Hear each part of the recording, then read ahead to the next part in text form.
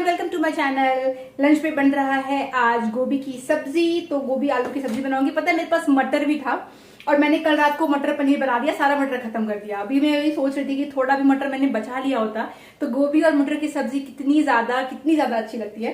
पर मैंने कल ओवर एक्साइटमेंट में ना बहुत दिनों के बाद मैंने मटर मंगवाया था, मतलब मंगवाया नहीं था, सॉरी, गए थे ना सुपरमार्केट, वहां से मैं लेकर आई थी। तो मैंने सारा का सारा ही खत्म कर दिया। खैर कोई नहीं, अभी गोभी और आलू बना लेंगे। काफी अच्छा आया है गोभी एक्चुअली, एक आध थोड़ा बहुत तो ऐसा खराब रहता है, कोई नहीं। और कट गोभी मंगवाया है मैंने, कौन ही काटे, बहुत टाइम लगता है कट करने में। तो कुछ चीजें तो मैं ऐसे कट वाला मंगवा लेती हूँ, पम्पकिन हो गया, गोभी हो गया, तो थोड़ा टाइम बच जाता है। क्यों ही एक ही काम को करते रहे। अच्छा अंगद, फ्री बैठे हो, देख रही हूँ मैं। फ्री नहीं हो, काम है, मीटिंग नहीं है बस। हाँ वही, दिन भर तो इसीलिए फ्री। हाँ फिर फ्री बोलेंगे। चलो किचन में मेरे लिए कुछ मदद कर दो। अरे मीटिंग नहीं है तो फ्री है। वाह, सच में फ्री हो तो बोलो ना। बोलो क्या काम है? कुछ खास काम नहीं है तो रहने दो। नहीं, काम है तो नहीं, सॉरी गलत बोला। मैं इधर उधर चिल्लर काम के लिए मैं फ्री नहीं हूँ। कमेंट था, आप अंगद जी से बहुत काम करवाते हो। तो अंगद, आपका इस पे क्या ओपिनियन है? मैं क्योंकि आप ही इकलौते इंसान, उसका ओपिनियन मैटर करेगा, क्योंकि आपसे करवाती हूँ। तो आप बताइए। मैं शायद 5% काम करता हूँ कुकिंग रिलेटेड। लेकिन वही होता है ना ब्लॉगर के साथ, देखिए जब फैमिली मेंबर्स कुछ कर रहे होते हैं तो ब्लॉगर तो पकड़ेगा कैमरा, तो वो कम दिखेगा ना, सामने वाला ज्यादा दिखेगा। तो लोग बोलते हैं अरे ये सारा काम तो घर वालों से करवाते।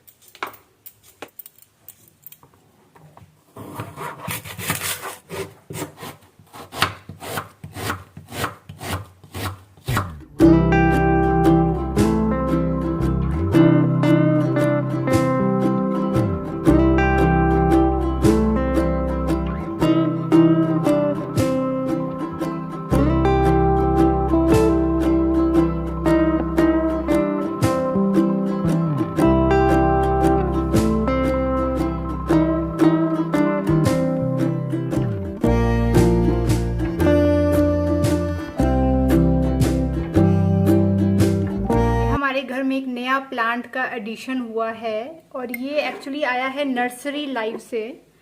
तो उनका कुछ ऑफर चल रहा था कि आपको एक फ्री प्लांट देंगे अगर आप 4-5 जनों को ना शेयर करोगे उनका लिंक। वैसा नहीं होता है।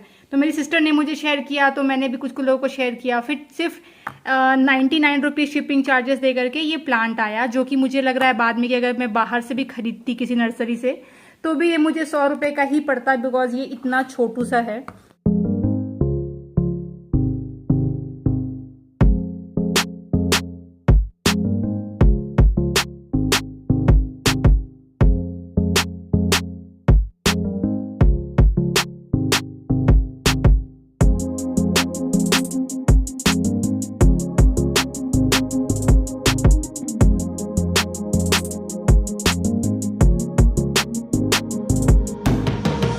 आगे बढ़ने से पहले चलिए मैं शेयर करती हूँ आपके साथ में क्विकली कुछ स्किन केयर के प्रोडक्ट्स जो आए हैं मामा अर्थ से। ये है मामा अर्थ का विटामिन सी फेस वॉश। ये आता है टर्मरिक के साथ। ये नेचुरल इंग्रेडिएंट से बना है और आपको देता है ये एक इवन स्किन टोन और फाइट करता है फ्री रेडिकल डैमेज से। इसको लगाने के लिए पहले आपको फेस को अच्छे से वेट कर लेना है, उसके बाद में इसको लगाना है फेस पे और हल्के हाथों से सर्कुलर मोशन से मसाज करना है, स्पेशली फोरहेड, नोज और चिन के एरिया में। उसके बाद लगा लीजिए ये मामा अर्थ का bye bye blemishes face cream. इसमें है मलबेरी एक्सट्रैक्ट और विटामिन सी। तो पी साइज अमाउंट का क्रीम लेना है आपको, डॉट्स को पूरे फेस पे अप्लाई करना है और फिर सर्कुलर मोशन में मसाज करना है। डेली 2 बारी अगर आप अप्लाई करते हैं ये रात में और दिन में, तो आपको मिलता है क्लियर और हेल्दी स्किन। ये हर स्किन टाइप के लिए सूटेबल है। अगर आपको परचेस करना है ये प्रोडक्ट्स तो आप परचेस कर सकते हैं मामा अर्थ के वेबसाइट से। अगर आप वेबसाइट से लेते हैं तो कूपन कोड जरूर लगाइएगा दामिनी 2021। इससे आपको फ्लैट 20% का डिस्काउंट मिल जाएगा। इसके अलावा मामा अर्थ के प्रोडक्ट्स और भी जगह पे आपको मिल जाते हैं। मामा अर्थ एक इंडियन ब्रांड है और प्लास्टिक पॉजिटिव ब्रांड है। इनके सारे ही प्रोडक्ट जो होते हैं वो नेचुरल इंग्रेडिएंट से बने होते हैं, किसी भी हार्मफुल केमिकल का ये लोग इस्तेमाल नहीं करते हैं। तो इन शॉर्ट आपकी स्किन के लिए बड़ा ही अच्छा रहता है, कोई भी हार्मफुल इफेक्ट नहीं होने वाला। मामा अर्थ ने अपना ऐप भी लॉन्च कर लिया है, उसका भी लिंक डिस्क्रिप्शन बॉक्स में दिया रहेगा। तो अगर आप ऐप डाउनलोड कर लेते हैं तो आपको अर्ली एक्सेस मिल जाता है, ऑफर्स के बारे में पता चल जाता है और बहुत सारे डिस्काउंट्स मिल जाते हैं। तो जरूर अवेल करिए, मामा अर्थ का ऐप डाउनलोड करिए। मामा अर्थ की एक बात मुझे बहुत अच्छी लगती है कि जब भी आप परचेस करते हैं इनसे, they link your order to a tree that they plant, जिसका जियो लोकेशन ये आपको मेल करते हैं। तो मतलब सिर्फ आप एक अच्छा प्रोडक्ट ही नहीं खरीद रहे हैं, बल्कि आप इन्वायरमेंट की तरफ भी कुछ कंट्रीब्यूट कर रहे हैं और ये इनिशिएटिव मुझे बहुत ही अच्छी बात लगती है।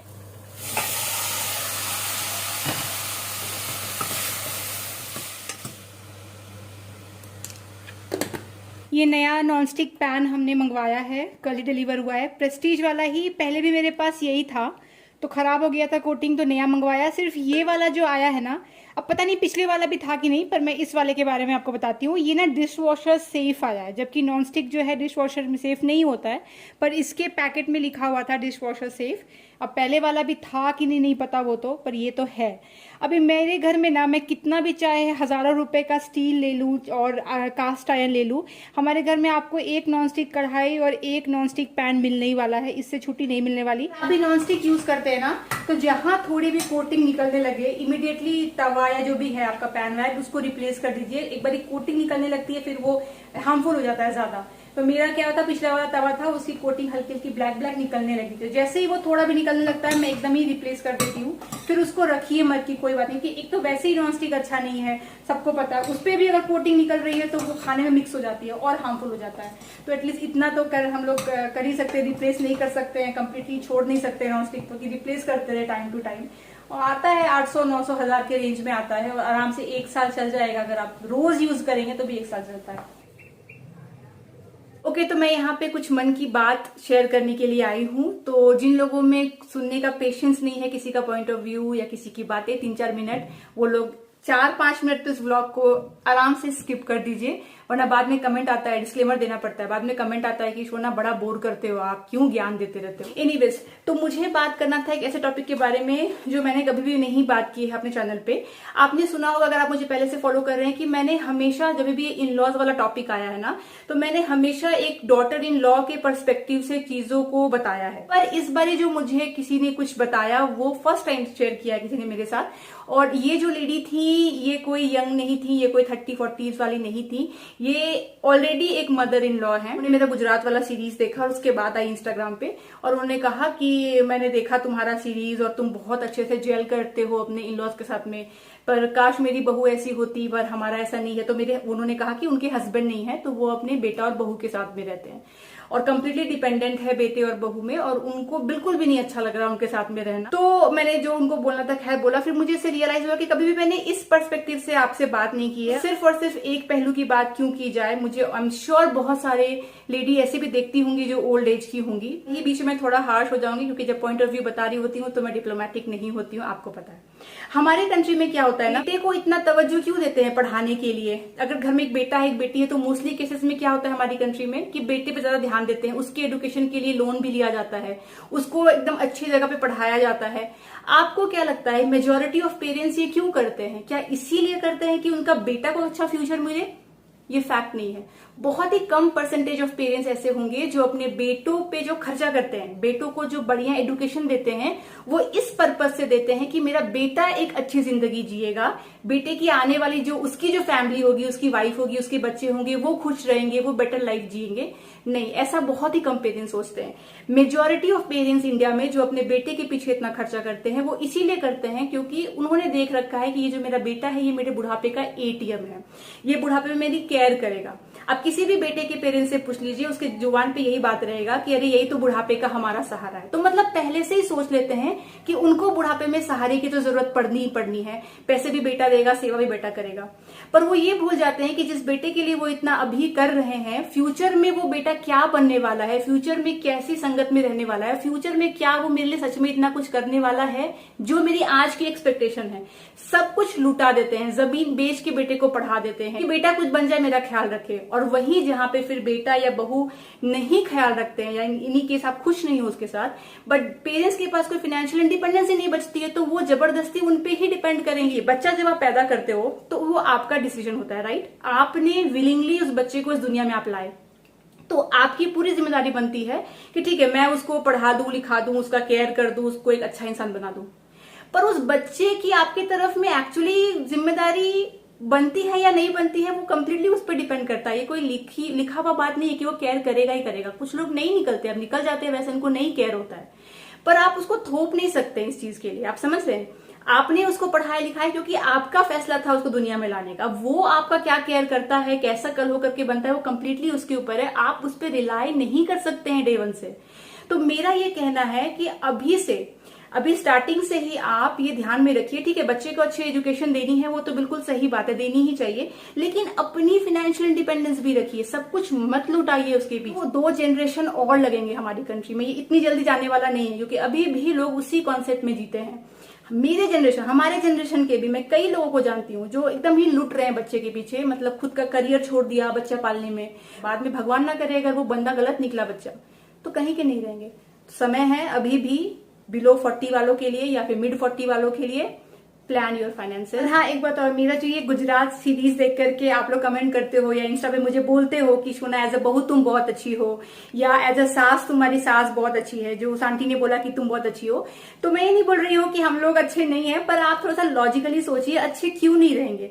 मुझे यहाँ रहना है, उनको वहां रहना है, फाइनेंशियली मेरे इन लॉज हमसे कई गुना ज्यादा स्टेबल हैं, टचवुड, बहुत अच्छे से वो लोग वहां पे रहते हैं, उनकी उतनी बड़ी फ्रेंड सर्कल है, फैमिली सारे वहां पे रहते हैं, तो उन लोग की अपनी दुनिया है, उसमें वो लोग खूब खुश रहते हैं। हम लोग यहाँ पे रहते हैं, अपने हिसाब से जीते हैं, तो प्रॉब्लम आएगी कैसे। अब 5 दिन के लिए मैं वहां गई, 5 दिन के लिए वो मुझसे मिली, इसमें तो क्या ही आपको खराब दिख जाएगा, हम क्या ही झगड़ा कर लेंगे जब कोई मुद्दा ही नहीं है। तो ये तो तब आप जज कर सकते हो कि सास कैसी है या किसी की बहू कैसी है, जब आप देखते हो कि वो साथ में रहते हैं, एक ही रसोई में खाना बनाते हैं, एक ही तरह का फाइनेंसेस है दोनों का, सबको साथ चल रहे हैं, फिर नहीं खटपट हो रही है, फिर बड़ी अच्छी ट्यूनिंग दिख रही है, तब आप जज कर सकते हो। मैं ये नहीं बोल रही हूँ कि मैं साथ रहती अगर उनके तो मैं खराब बहू होती, या वो रहती मेरे साथ तो वो खराब सास होती, पर जब हम रहते ही नहीं है तो हम जज ही नहीं कर सकते, क्योंकि हमको वो सर्कमस्टेंसेस मिला ही नहीं है। तो यही बात है। तो मुझे जब कोई ऐसा बोलता है तो मैं थैंक यू तो बोलती हूँ, पर मैं सोचती हूँ जज किस बेसिस पे कर रहा है। 2-4 दिन तो कोई भी हंसी बोल लेगा ना, कभी 2 कोई साथ रहे, वैसी वाली यूट्यूबर बहुओं को बोलिए कि आप बड़े अच्छे हो भाई, बड़ी अच्छी बनती है। फैक्ट बोला कि नहीं।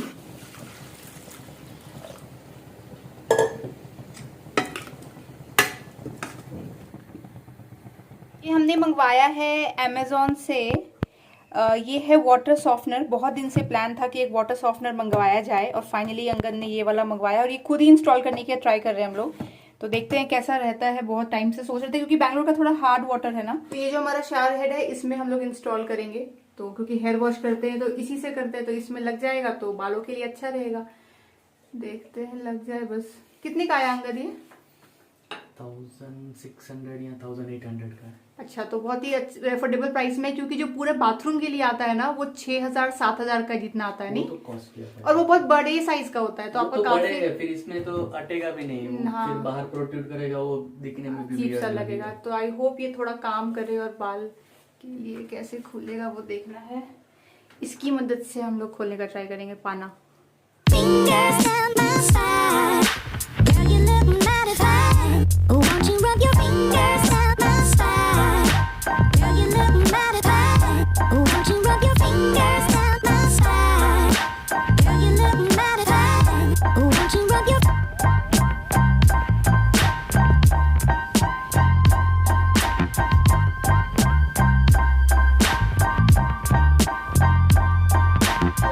आ गया है, तो इतना सा हाइट जो है ये थोड़ा नीचे पड़ गया है, उसके बाद से शावर हेड स्टार्ट हो गया है। अब लेट्स सी, अभी ऑन करके देखते हैं ठीक से सेट हुआ है या नहीं।